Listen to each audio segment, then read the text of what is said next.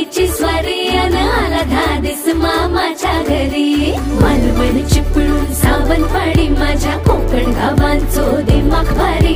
दिसते भारी गणपतीची स्वारी माझ्या कोकणा वाटे तुम्ही वलवा गाडी। धमाधमान हाका गाडी माझ्या कोकणचो रस्तो नागमोडी। कारी नये